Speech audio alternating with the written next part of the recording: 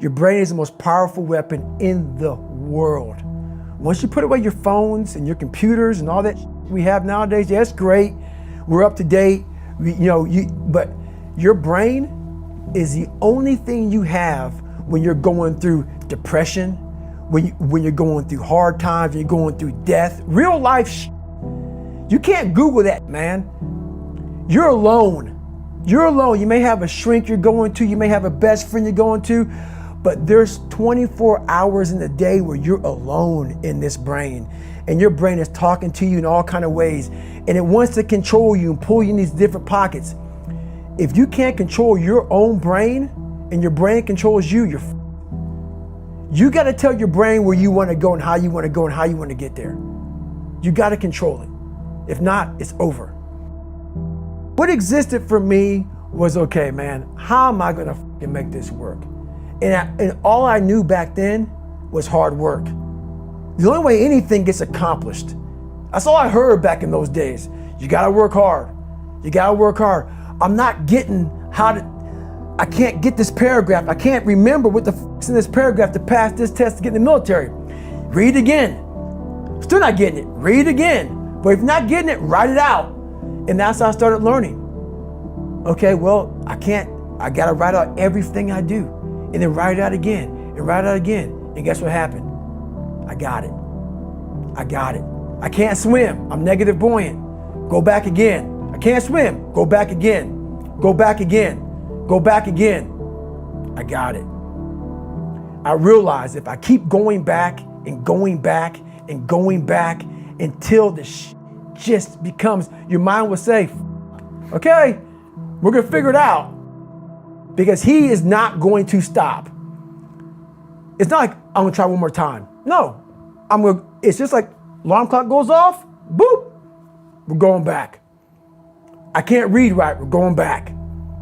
I gave myself no way out, and my mind realized that. They said, okay, we're gonna adapt and overcome now. Like a lot of people say, trying hard. Your mind knows, man. It knows this guy's bull. Me, man, this guy's lying. There's no truth behind it. When I was in Navy SEAL training, people go, how were you there for 18 months? The program was only 6 months long. You were in 3 hell weeks in 1 year. No one's ever done that. How did you do that?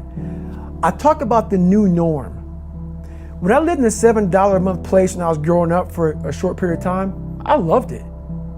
I didn't know any different. That was my norm. Once we moved out of that place, we moved to a $236 a month place. I was like, I never want to go back to that little piece of shit.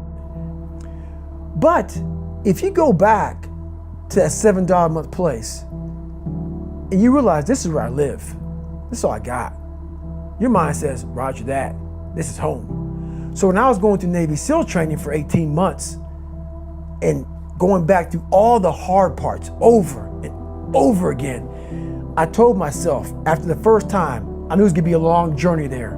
My body was breaking down. It was just how it was going on. I said, you know what? This is my new norm. So my mind said, it's like going to work. Like you go to work, you put your suit and tie on. I go into suffering every day. Every day, suffering, being broken, duct taping my feet up, stress fractures, shin splints, being broken. This is my new norm. And your mind says, if we're not broken, this ain't normal. We gotta be broken. So then your mind starts to get tougher and tougher and more callous. People go, how did you run on broken feet? Broken shins. My mind knew this is how we operate. We're in Navy SEAL training. This is what we are. I became hell. And that became my new norm. I gave myself no way out. There was nothing outside these walls of hell. Nothing. I loved God, but for a short period of time, I became the devil because that was hell. I became the boss, the owner, the CEO of Navy SEAL training. That was my mindset. And that's how you get through things. You immerse yourself in wherever it is, and you become that. You become that and give yourself no way out. When I was 297 pounds and I was fat as hell trying to be a Navy SEAL, the scariest thing in the world to me, even to this day, was that could have been the rest of my life. I thought then I was trying hard. That's the scariest thing in the world. I thought then 297 pound, working for Ecolab, spraying for cockroaches, making $1,000 a month. I thought that was me at my 100% potential. Come to find out, a few years later, I wasn't anywhere near that. 106 pounds less, graduated Navy SEAL training, went on to do all these other things. Looking back on that, that was me trying hard. That's why people gotta understand, what is in us, we have no idea until we start trying hard. And I mean really trying hard, where you're obsessed with, hey, this is my new norm. My new norm is that, wow, this isn't always fun. It's not always meant to be fun. And that's when you know you're trying hard.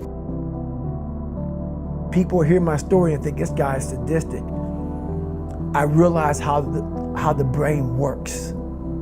I figured out how the brain works. I'm a scared kid, and that's what gives me so much power. I had no foundation, and I built this off of just researching the mind. The feeling you get is basically invincibility. You realize that you can't do it all the time. When you need to do it, I know I can go to a place that I can live in. And when you know that you can run on broken legs and you can do certain things that a lot of people can do, but they're not willing to do, this power, this sympathetic nervous system of fight or flight, and you're fighting, it gives you this charge of energy of when you're sitting there at 3:30, 4 o'clock in the morning and you're duct taping your feet up because they're broken, and you're doing it by yourself, and you're going through arguably one of the hardest training in the world. And these guys, most of them are healthy, and you're going through it broken, and you're already at a disadvantage, but you're still there. You can feed into that and tap into that for a lot of power. But if you look at it, well, I'm broken, man. I'm not gonna make it. But if you look at it as, man, I'm broken and I'm still here. And I'm fighting, and I'm gonna find a way to get through this because I have no other place to go. It gives you a lot of power. When things start to suck really, really bad, my brain and a lot of people's brain, they don't go to your dad beating you up. Your brain says, we gotta get the out of here. This is miserable. So anger goes away a lot of times when you're suffering because your brain just says, we gotta run, we gotta go. So that anger is not popping up saying, oh, I'm gonna show them, I'm gonna show those people. No, there has to be a much deeper, when I say deeper, it has to be down to mineral soil. It has to be down to that nice mineral soil where nothing can burn. You can't burn dirt. So it has to be down that low, that literally is something in you that's at the core of your soul. But you don't find it unless you spend a lot of time with what you want to be in life. I can't give that to you. Right. You can't give it to somebody.